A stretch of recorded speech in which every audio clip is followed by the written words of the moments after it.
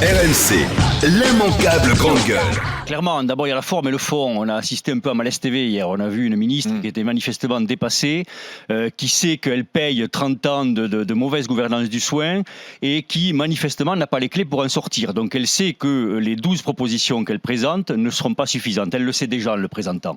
C'est ce qui explique certainement ces espèces d'hésitation qu'elle a eues. On voyait qu'elle n'était pas très bien dans le rôle. Bon, voilà. Après, dans le fond... Ça veut dire quoi? Ça veut dire que c'est Bercy qui a la clé en fait, ça veut dire et qui ne veut pas mettre les moyens sur la table. Il faut débercyiser le soin, c'est évident. Il faut sortir Bercy de la gouvernance du soin. Aujourd'hui, toute la politique sanitaire est décidée par Bercy dans ce pays. On ne peut pas continuer comme ça. On ne peut pas continuer comme ça. On ne peut pas continuer à rémunérer les infirmières comme on les rémunère, les aides-soignantes comme on les rémunère, les médecins comme on les rémunère.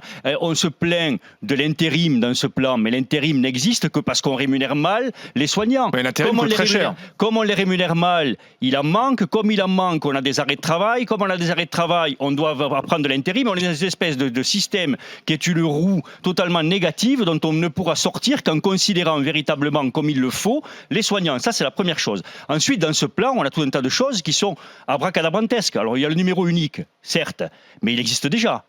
Il y a le 15, je vous rappelle qu'il y a quelque chose qui s'appelle la permanence des soins ambulatoires, qui globalement, sur tout le territoire, fonctionne, quoi qu'on en dise, c'est-à-dire que les médecins généralistes sont de garde en nuit légère ou en nuit profonde, c'est-à-dire suivant les territoires jusqu'à minuit ou en nuit complète, et ils sont régulés par le 15. Ça veut dire que quand vous appelez le 15... si tu appelles les pompiers... Si tu appelles les pompiers, mais en général, les gens... à part à la campagne, si tu veux, dans certains endroits, on n'appelle pas le 18, ils appellent le 15, quoi. C'est les Blancs, c'est devenu quand même plus un réflexe. Alors, il peut rester, quand tu n'arrives pas à joindre le 15, tu appelles le 18. Ça peut être une roue de secours, mais c'est quand même, la règle, c'est que tu appelles le 15. Et c'est régulé, et ça va vers les généralistes. Donc, on n'a pas besoin de ce numéro.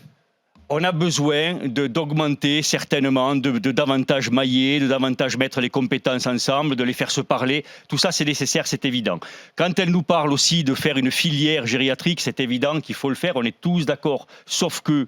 C'est-à-dire qu'à l'hôpital, une filière spéciale personnes âgées. Oui, sauf que ce qu'elle oublie de dire, c'est que les deux secteurs qui sont les plus en crise, encore plus cela que les urgences à l'hôpital, c'est la psychiatrie et la gériatrie. La gériatrie n'arrive pas à trouver de médecins, n'arrive pas à trouver d'infirmières, n'arrive pas à trouver d'aides-soignantes. Pourquoi ? Parce qu'on n'a pas sacralisé cette filière, on n'en a pas fait une filière d'exception. Et quelque part, dans la tête des soignants, ça reste une voie de garage. L'immanquable grande gueule.